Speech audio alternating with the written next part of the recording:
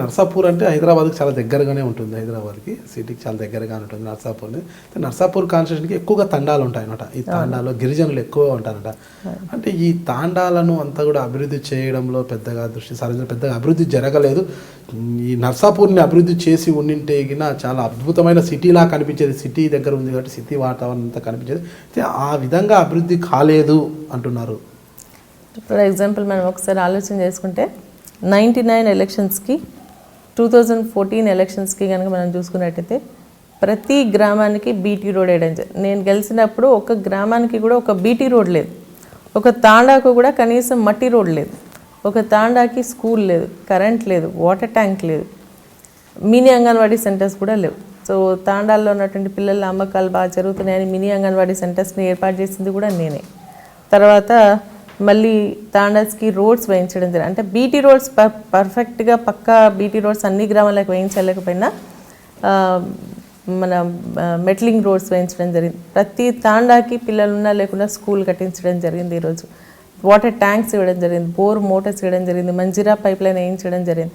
So అన్ని విధాలుగా అభివృద్ధిలో మాత్రం ఎటువంటి లోటుపాటు లేదు. కాకపోతే బీటీ రోడ్స్ వేయాల్సిన అవసరం ఉండే. ఊర్లన్నీ అయిపోయిన తర్వాత మనకి తాండాస్ రోడ్స్కి బీటీ రోడ్స్ వేయాలని నాకు ఆలోచనతో 1-2-3 తాండాలకి వేసినాం, మిగిలింది నిర్లక్ష్యమైంది. కాకపోతే తాండాస్లో కూడా మేము సీసీ రోడ్స్ వేయడం జరిగింది.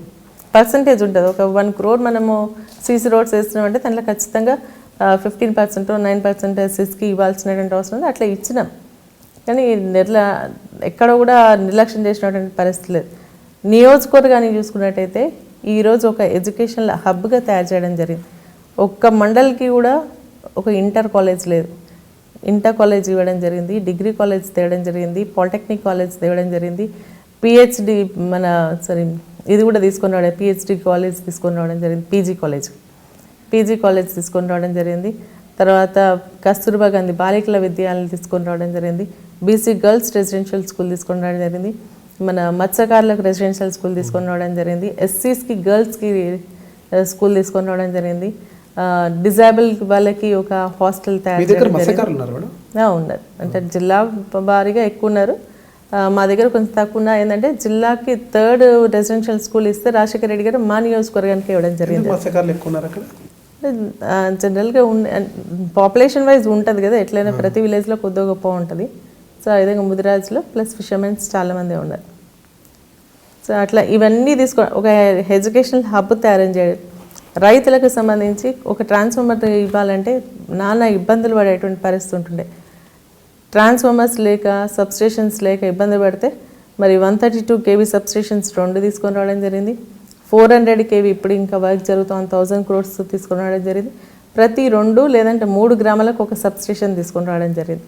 సో రైతులకు ఎక్కడ కూడా ఇబ్బంది లేకుండా చేస్తూ మార్కెట్ యార్డ్ లేకుండా మన నియోజకవర్గంలో, సో రైతులు అమ్ముకోవడానికి మార్కెట్ యార్డ్ కూడా తీసుకొని రావడం జరిగింది.